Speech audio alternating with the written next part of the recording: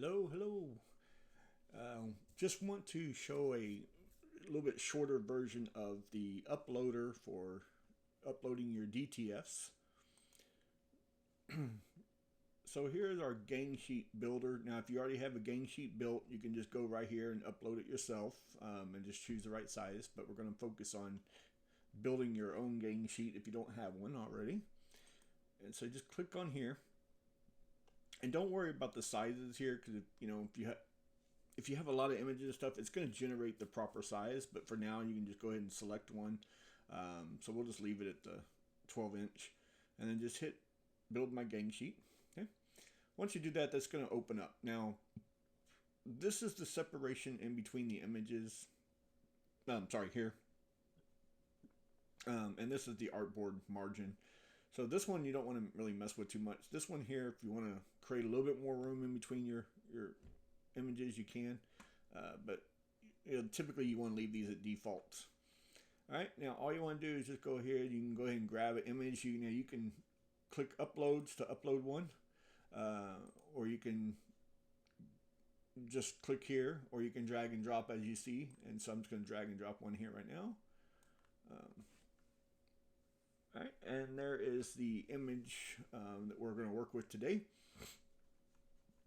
Now, as you can see here, you can see the width is pretty large and the height is pretty large. When doing your images, you want to make sure that you save them to about the largest size you want to use for your shirts or whatever you're putting it on. You don't want to do it here. You don't want to increase here, because as you do, it'll start actually going into a lower resolution. Now, this one does not, because this is a SVG file. Now, SVG files, you can pretty much go to any size you want to without losing the resolution. But let me show you a regular file. Here we go. Okay, now let's just say you had a PNG file like this one. As you see, the more you increase it, and let's say you want to put that on a 13-inch, but see how bad it's bad resolution. All right, it's only 53. This is going to come out all blurry and everything. Now you can use the upscale button here if you want to. Hit upscale, and that's going to go ahead and try to correct that for you. I'm not 100% sure if it works really good. I've never really used it. As you can see here, it did not see the bad resolution still. So again, I would definitely go back and do an SVG or something like that out of that file. Okay.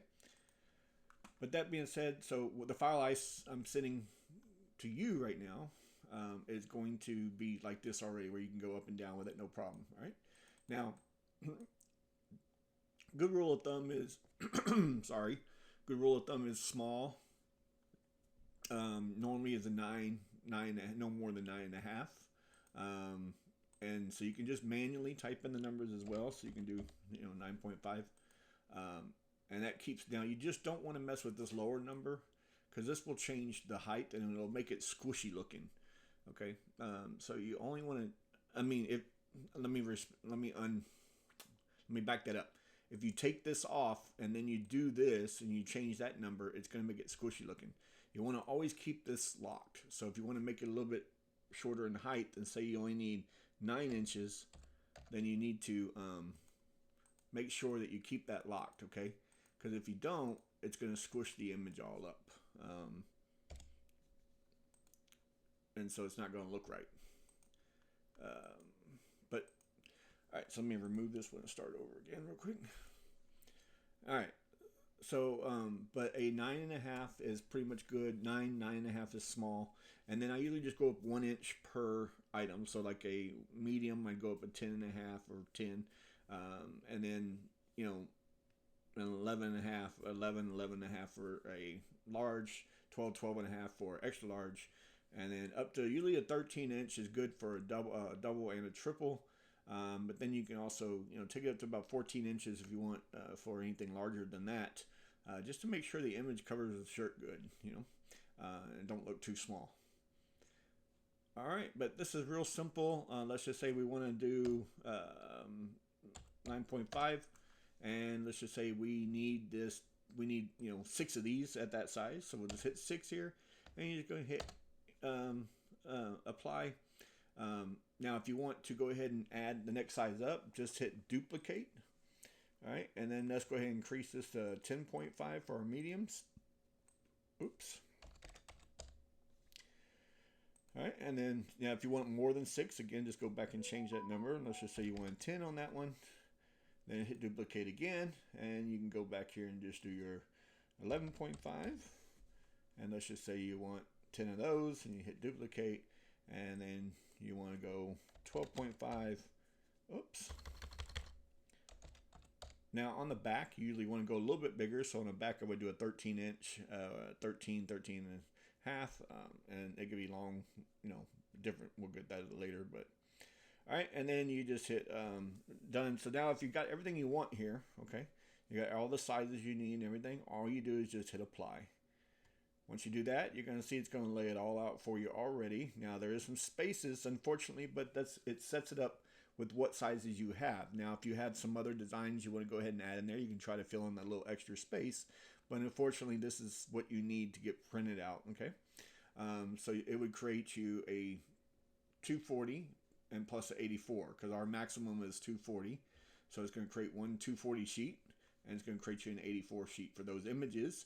And then all you do is you would just, if everything looks good, you just hit continue.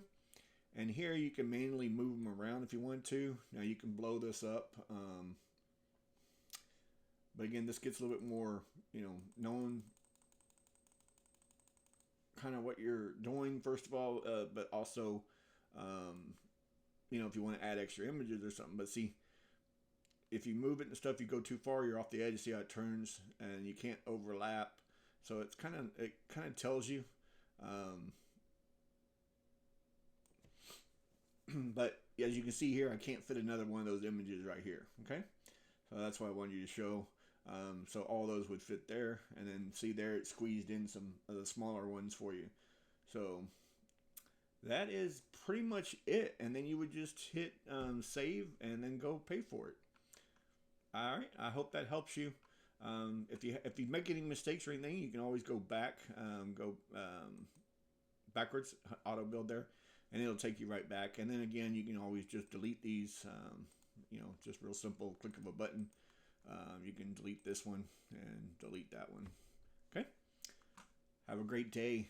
Thank you.